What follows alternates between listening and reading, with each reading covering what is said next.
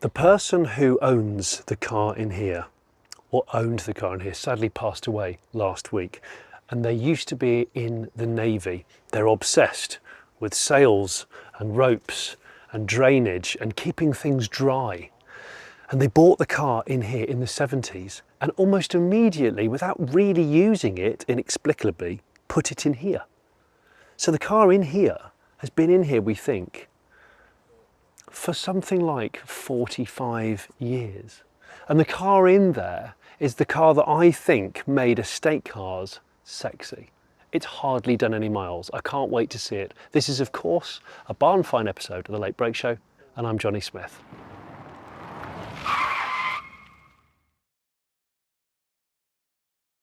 So Andy, you're not the owner of this car. The owner of this car was Ron, who sadly passed away this week, you said, at the age of 90. He was 90 years old. So that's a pretty good age. Yeah, he's done good. Done good. You were explaining to me as we were having a coffee before we started filming, Ron was ex-Navy. He joined it was a merchant Navy when he was a boy. Obviously done other jobs then. He was a coal miner. He joined the RAF, got to the rank of sergeant, then came out and moved to Runcorn. And that's when he purchased the car when they moved here. Right. Roughly around 75, 76, something like that. Right, okay. So that's when you think he bought the car? We can't get any documentation. Obviously Ron's not with us now, and he would have reeled the whole lot off. The tax disc says 78, so I can only assume he taxed it for a year and it was 78 when it went in the cupboard in there, in the shed. So it went in before I was born? Yeah. And my daughter was born the same year. Really? Yeah. And what's your relationship with Ron? I'm the son-in-law. His daughter Janice, Yeah. I married his daughter Janice. Yeah. And obviously he's got the two other kids. The house has got lots of drain pipes and pulleys. It's like a booby trap from Home Alone. Ron was eccentric. We know that. The whole family knows that. And he was manic about water. That's why we got tarpaulins on. What? I've replaced that tarp on top of there a number of times, all right?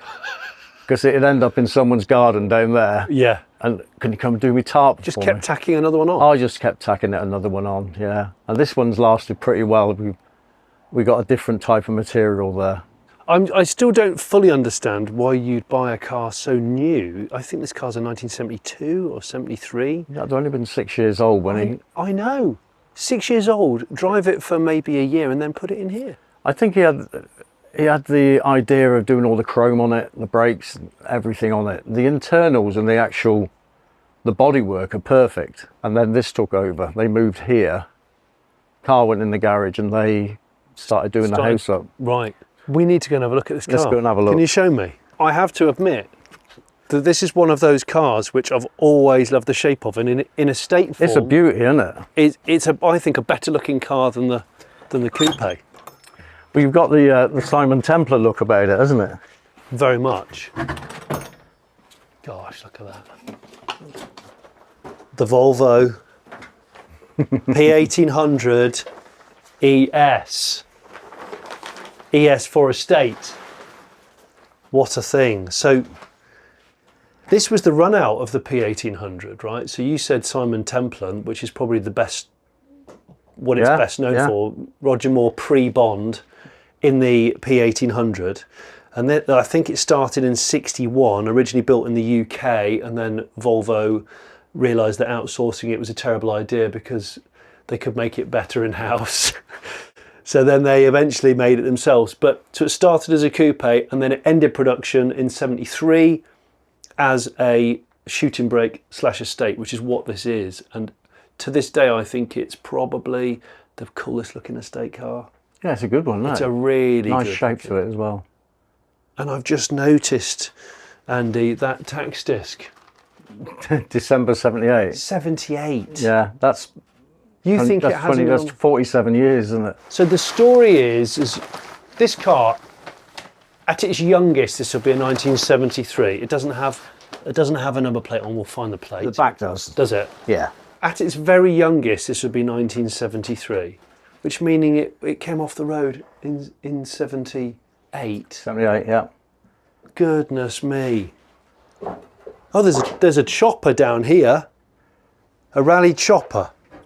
Drop handlebars. Drop handlebar chopper. Racing handlebars, yeah. You said that that Ron took this off the road and started semi-dismantling it. I think he wanted to do all the chrome on it, and if you look at it, some of the bumper's missing at the back. Yeah. That's all been taken off. All the trim is on the top there. Yeah. As you said, what were they called? These beauty rings. Beauty rings, yeah. These little embellishments which go on the steel wheels. So they're all there. Yeah. I don't think there's much else missing off it. I know he'd done the brakes over there. The brakes... Saw the calipers here. The calipers there. There's a fuel line here. The fuel here. filters there. So he's had a fiddle with some of the hydraulics and the petrol bits. Yeah. I know the tank's missing out, dropped out the back as well. Yes. So there's a few bits done up there. So there's some boxes of bits down your side.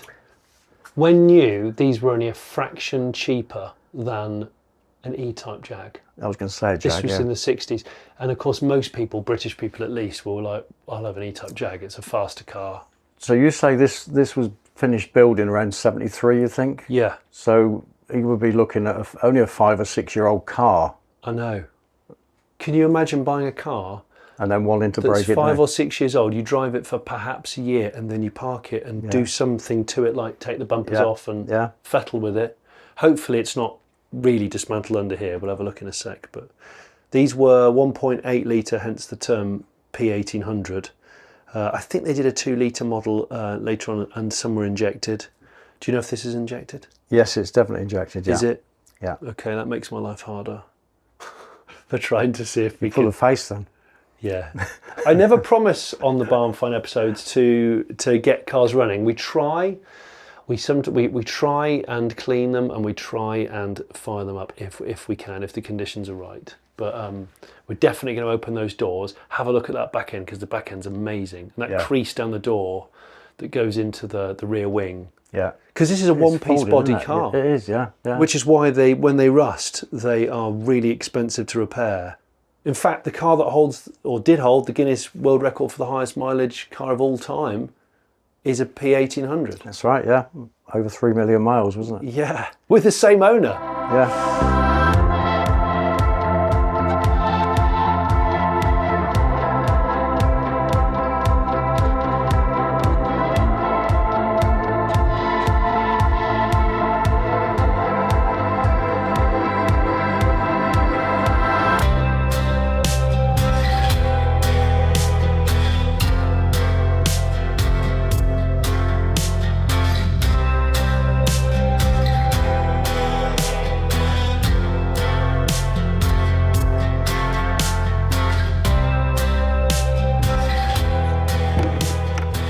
Wow, look at that beauty. Okay, so you can see the fuel tank is below the car. You did say that he'd removed the fuel tank. Yeah. And we think the bumpers are in the car, and well, all the bits that aren't on the car, lights, trim, are in and around the car. So I'm gonna have a look down the side shortly. All tyres I can see are flat, so we'll get the compressor, we'll pump them up. Look. The Chopper Sprint GT. Now I didn't know this was in here today, so I'd have to do a bit of research, but I'm pretty sure that there was a chopper that came with drop handlebars, and maybe that was the Sprint GT. There'll be a lot of you shouting at the screen now going, that's like one of the rarest choppers. Well, I'm sure it'll be coming up for sale at some point, will it, Andy? I'm not sure on that one. I think... or are you thinking of... it belongs to Tina, so... Look at that. Was that her bike? I think so, yeah. Really?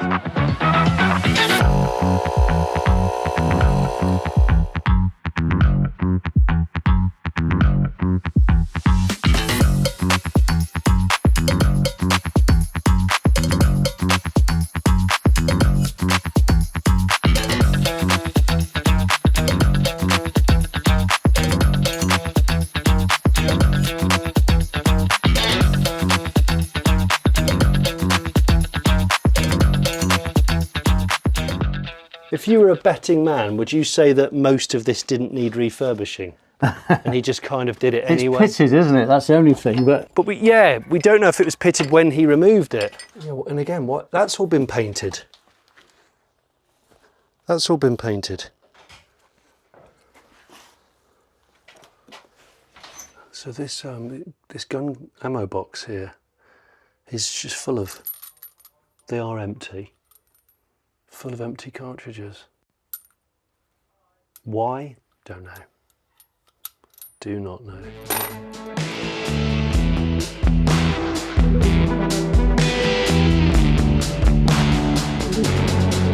Yeah.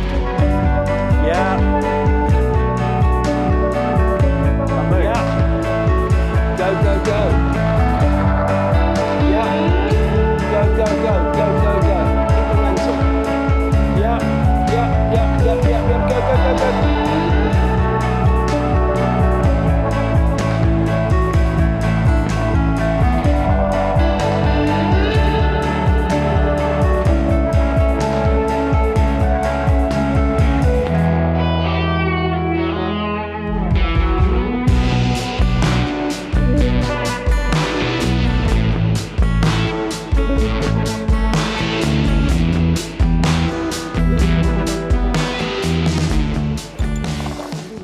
Well, well, well, she's out on a lovely day. I think it's going to be 30 degrees today.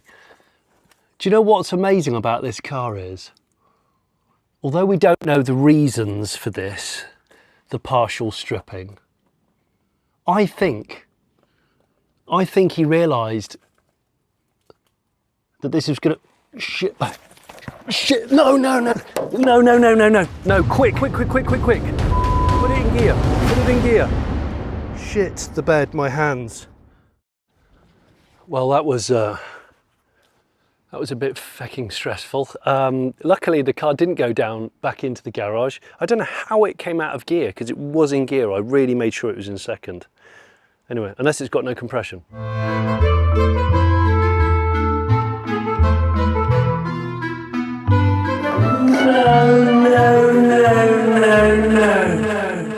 But that's good. What I was saying, trying to say at the time is, so it looks like the underneath of the car is totally rust free, and he was in the middle of painting it. Maybe because of this obsession of like keeping moisture and corrosion at bay. And then obviously he's been trying to repair the flaky cosmetic rust around the rear window area, and then he's just gone a bit further and gone, oh, I'll just touch that in and I'll paint it red lead down there. And then down there's some masking tape on the sill, and I thought, well, what's he been doing here? Has he been repainting it? I don't think he has. Underneath looks fantastic. And in fact, underneath where the sill line is, that crimped line, which I always look for on old cars, you see what that pressed flange looks like down there. If it's perfect, then you know the car hasn't seen much in the way of rot, or if it's been repaired to a bloody high standard. And underneath, it's amazing. It is absolutely amazing. He's even masked up, from what I can see, certain parts before painting it. Yeah.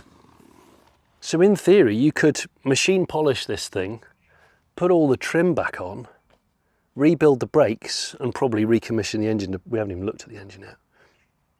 And it needs the back seats and trim putting back in. And it's MOT and tax exempt, so you could just drive it. What a stunning car. And the angle that you're at, almost that profile, is my favourite.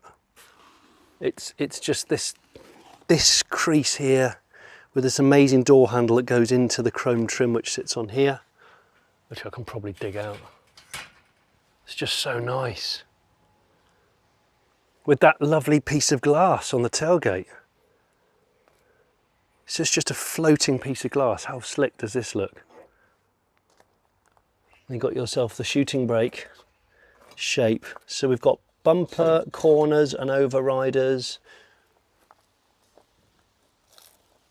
Yeah, but seems to have stripped out the back seat area. Maybe to paint the inside of the floors or rust proof them. This is so solid. It is so solid. It's amazing. It's brilliant. I don't know why I'm that surprised, because it was 5 years old when it went in here. 5.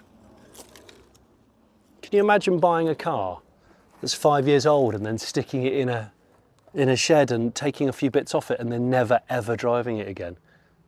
I wanted to see if this car actually does have an engine. Andy did say, yes, it definitely has an engine and it doesn't look like it's been messed around with. And then I realised this is a 2 litre because I'm pretty sure that they went for the 2 litre engine, the B20, it was the B18 1.8. They put those in after the 1968 model year. And 1968 model year is when they started to bring all the production towards Sweden from the UK. They were made by Jensen originally. And that means that this engine is a late one and it has fuel injection, Bosch D-Jetronic electronic fuel injection, early days of electronic fuel injection, which I am not particularly rehearsed in. You can see also right-hand drive car, but all of the servo and the brake master cylinder is still on the left, in line with it being a left-hand drive car. And the battery's on this side. It's still got the original battery in it. 47 years left the original battery in it, bizarre. So what I think I'm going to do, because I don't really know, I don't normally use the original fuel tank, and the fact it's been removed and the fuel lines seem to have been removed by Ron, the late owner, and they're all on the wall over there. I can probably take the spark plugs out, stick a bit of oil down it. Wow, I've just noticed the corrosion on the bottom of the master cylinder. We won't be needing the brakes today. Put a bit of penetrating oil down the boards and see if we can turn the crank pulley around to see if we can get the engine lubed, and then we could see if we could fire the car up. I ordinarily would quite like to wash it as well, but because it's got bits removed, there's lots of holes in the bodywork, the jury's out on that. Just a quick reminder while I'm doing this that we sell Lake Brake Show merch. Have a look on our shop. It's always in the little bar on YouTube. Go on there, have a little shop. We do sell clothes and stuff like that. And also, if you have a car, or you know of someone that's got a car like this, it's either a barn find or garage find, or it's maybe a driveway find, get in touch, because we might come and film with you one day soon. But email us, there's a proper email address in the description, and give us some details. These are Volvo spark plugs. I think these are the original spark plugs, and they've been oiled. There's already oil, they're only finger tight. These plugs are like virgin. 47-year-old virgin. Might be more than that actually. Around the world, got a weird thing to show you. Luckily the plug leads are all resting in a certain orientation, so I'm not going to mess with that. Next I'll probably go that way and take off the distributor cap. God, it's really hot. Sorry if I'm talking a bit slowly. It's so hot today. I think it's 30 degrees Celsius. So wearing a black t-shirt and thick trousers is just a really terrible idea.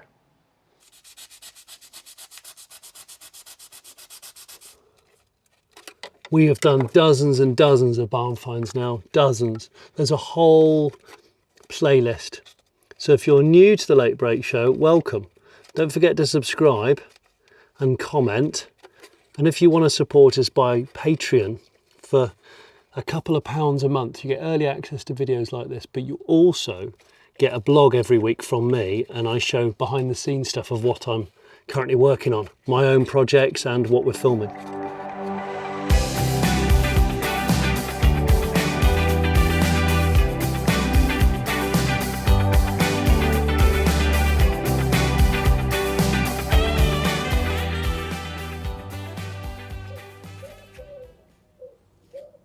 Wish I was a pigeon. I could just sit on top of someone's house and just sing a really f***ing boring song for hours. That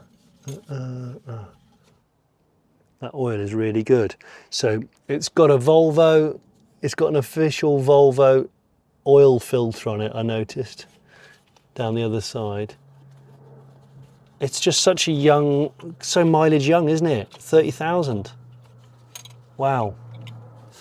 Right, I need to try now and knock it out of gear, make sure we've got enough bricks in the way, stop it from ever wanting to go back in the garage without our permission. And then I will try and get a socket underneath the front, a bar, to turn over the engine manually. Yeah, there we go. Just wanted to do at least one full revolution. That's really free. Lovely and free. Yeah. Oh yeah, right. Brilliant. Big tick. Not seized.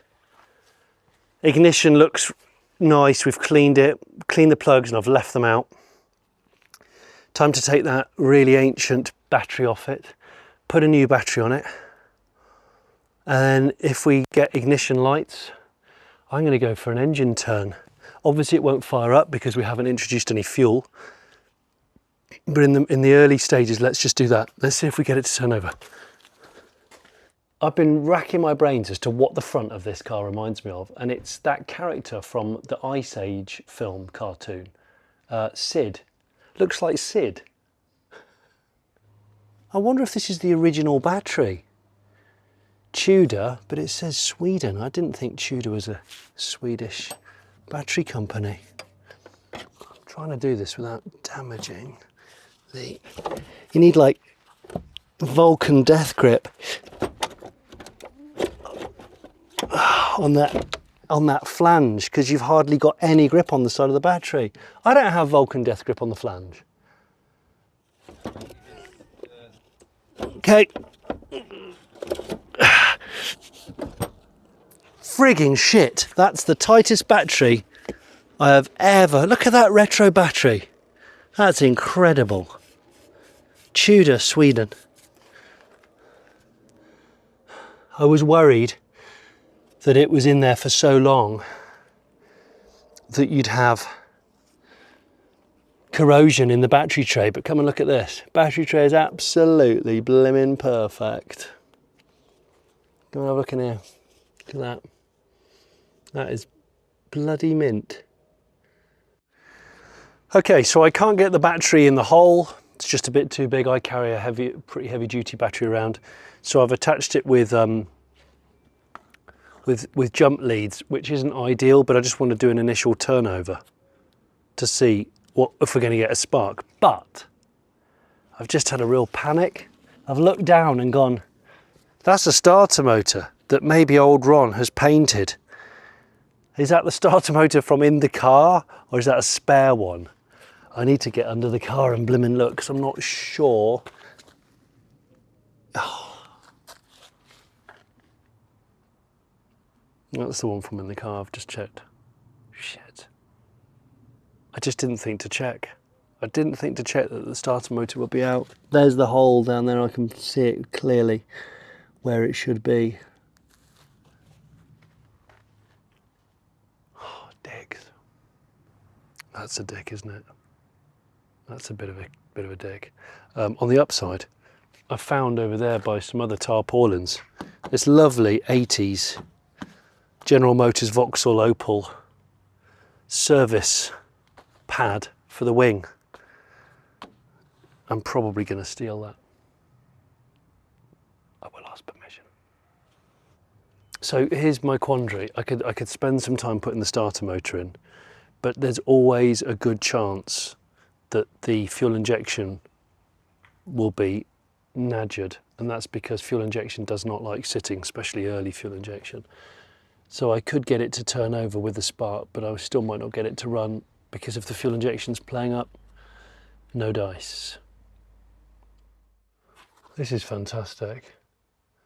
I really love this dashboard. It reminds me of an old Audi, very old Audi that I used to have from the late 60s, so similar era, with that kind of fake wood but done tastefully, and that curve on the dash, and so many instruments, water temp, oil pressure, clock, overdrive, because of course actually, yeah, these all came with an electric overdrive on the gearbox, which effectively gave you 5th gear.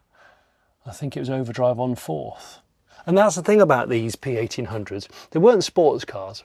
They weren't really, really fast. They were dependable and achingly cool to look at, but they were cruisers. You know, this has This has got a steering box. It's apparently very heavy, quite vague steering. So compared to an E-Type Jag, it would just seem like a posh taxi, but that almost isn't the point. I don't really care. I think the build quality is beautiful, the silhouette's amazing, and you just don't see enough of them around anymore. So there is a little bit of mouse detritus behind the driver's seat here, where there's lots of screws and fastenings which Ron has obviously taken off. But it's like they've brought stuff in from somewhere else and been eating it, because these carpets all round here, all the fitted carpets are good, and the leather seats are really good. They just need a feed and a really good clean. The headlining's good, it's just really mouldy. So I think it's escaped all the things that I normally see on barn finds, which are a disaster, like mice, rats, water ingress, all that kind of stuff. Cool car, really cool car. So despite a little bit of deflation on the starter motor front, I have gone through, and honestly I've tried to find the bolts for the starter motor, because I thought I'll just see if I can whack that in, and I can't find them. So I wanted to just show you this, because although this car, the back of the car has been kind of dismantled, stripped for where he's painted the inside and the chassis and all the other bits, the condition of it's really good. It just needs a good clean, and it all needs to just be reinstated. Everything is here. I'm sure everything is here with some new old stock extra bits, so it's great. I love the upholstery. And that interior there, you know, that dash, the dash is perfect. There's no sun damage. It's just been kept. Well, imagine buying a car that's a couple of years old, and then when it's 5 or 6 years old, putting it in a shed and taking some bits off it and then never going back. I don't know why, but that is what's happened here. It's so strange. I mean, the back of this seat, I think this is the back of the back seat. Just to give you an example, he's masked this batten across here on the frame, and he's painted all of the frames.